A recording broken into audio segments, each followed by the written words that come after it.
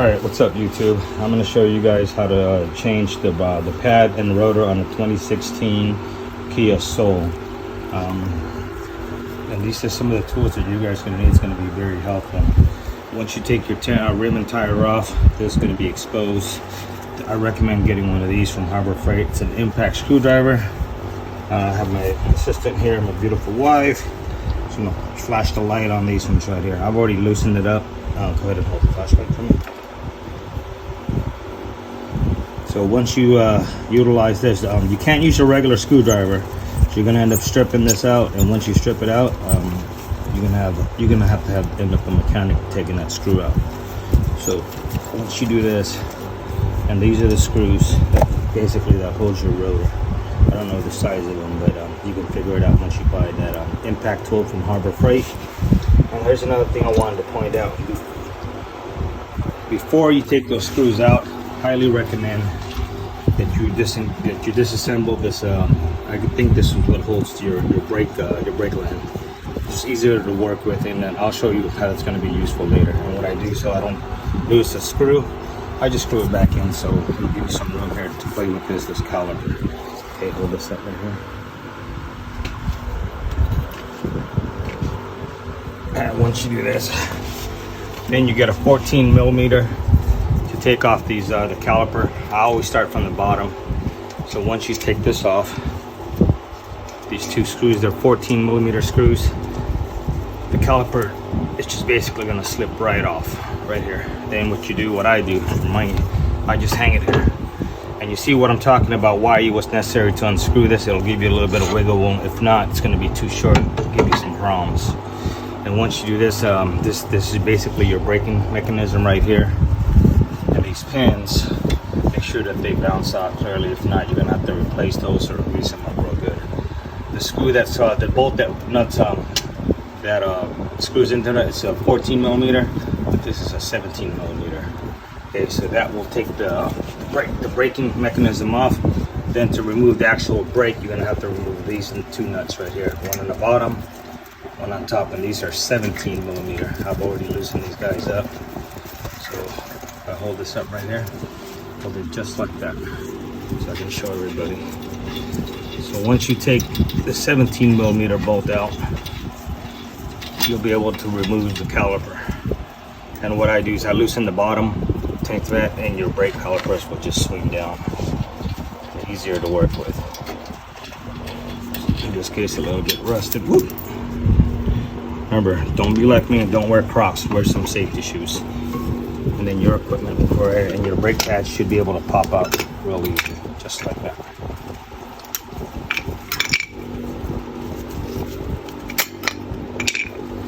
And these are the brackets that come with it. If you buy yourself some high-end, or not a high-end, high premium brake pads, they'll have replacements. Let me get those brake pads here in a second.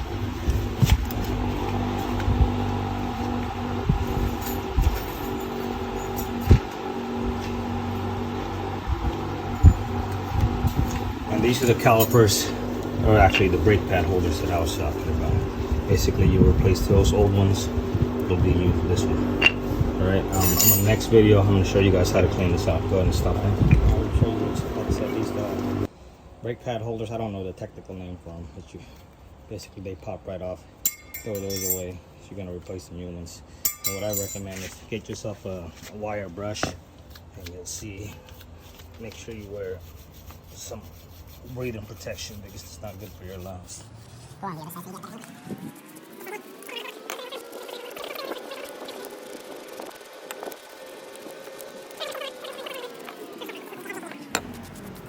side so you get that. As I mentioned earlier, once you got those two screw sets off, as I mentioned right here, what I do, because it doesn't come off, this rotor just doesn't come off, it's kind of caked on there. What I do is, that's why I have this little cardboard, I just spray the crap out of it with some WD-40, in this case it's liquid wrench, and let it sit there for about 30 minutes or so. Get yourself, get it nice and lubed up, it'll loosen that up. And also, what I do too, I go on the back side, it's gonna come right off.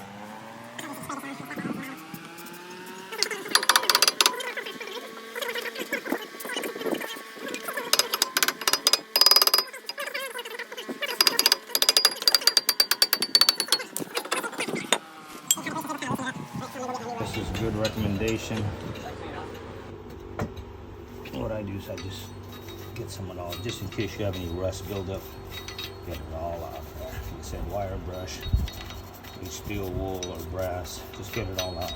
So there, now you're ready to install your new rotor. All right. Let me go get the new rotor. That was easy. Okay. All right, go ahead. All right. So I said I was able to get the old rotor out. I got this from Rock Auto. This is specific to a 2016 Kia Soul. It's a premium model. Just the part number if you guys want, or you can just punch in your whatever type of car you're working on. And this is what it looks like. There's a new rotor right here. Some of it will have some grease on it. What I do is I just kind of wipe it down, make sure it's clean. Right, and as these lines up, they can only line up. They have to line up with their old screws, as you can see the holes.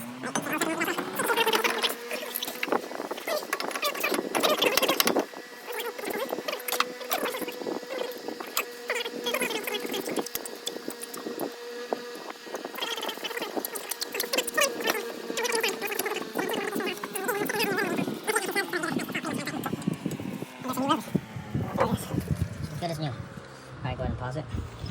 And this one thing a lot of YouTubers they don't point out is what you got to do is you open up your brake fluid, and if your brake fluid is full like mine, what you're gonna see is you're gonna have a lot of it leaking out because you're gonna be compressing that that caliper. And once you push that caliper in, that's what it is. It's gonna push all the fluids back in. So since mine is full, what I'm doing, I'm just absorbing some of this. If you have some kind of baster, like a turkey baster, you'll be able to get that out. In this case, I'm not gonna use that.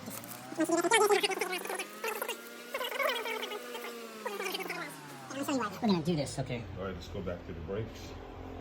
And this is a trick that I've learned here. It's because once you put those new pads in, as you can see the difference, these pads are pretty worn. They're thin, unlike these new ones. They're thick. They're a lot thicker. So what you have to do is you have to compress the caliper all the way where it's flush. And this is a trick that I'm going to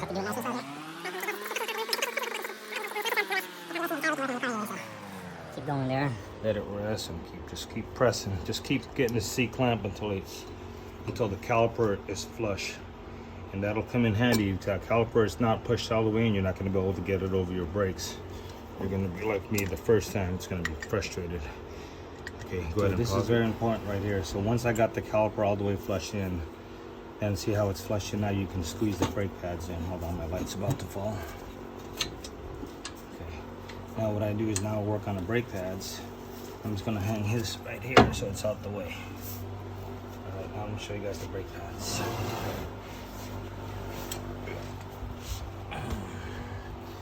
Okay, go ahead and stop. All right, so now that I put the brake, what do you call these brackets? You guys see that little gap right there? You can barely see it. See, it's gapped.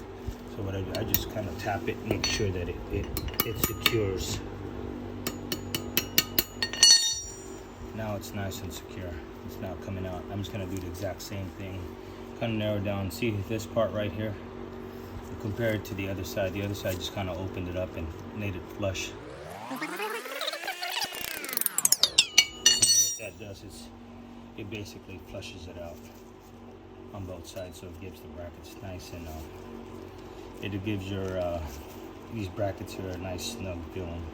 All right, go ahead. So once you get the assembly down, your brake pads look just like this, right?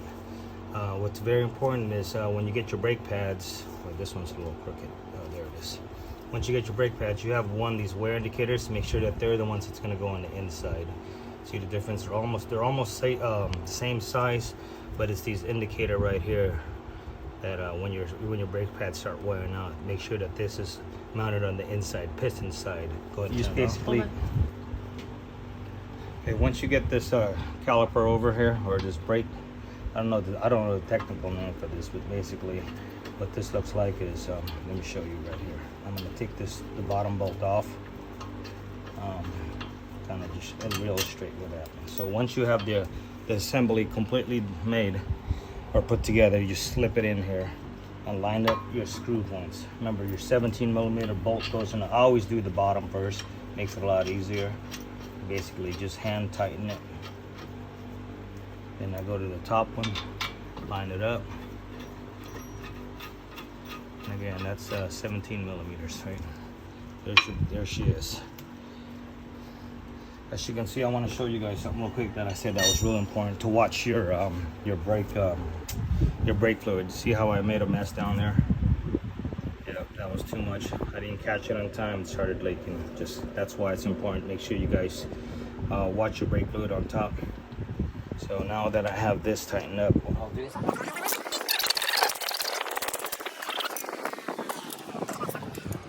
as I stated earlier, once you get these brake pads on and you tighten up these 17mm, what I've done, it's more handier or easier for me. Online, so I recommend that you guys go ahead and tighten up that bolt earlier. That this is the brake line. Make sure that's in play. I actually had to pause it to kind of remember which. These things are twisted. Make sure you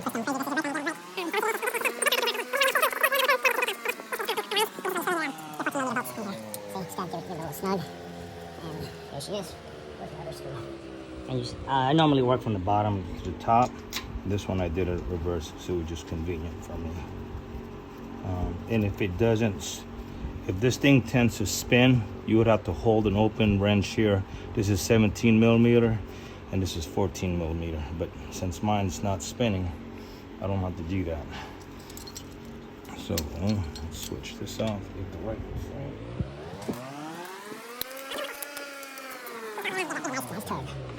There she is. Got new brake pads, new brake rotors. What I recommend is once you guys do this, put your tire on. Remember, pump your brakes about 10-15 times, and you'll see get that fluid back in. I would leave that reservoir open until I'm done pumping, and then it should be good to go. Okay, go ahead and stop it.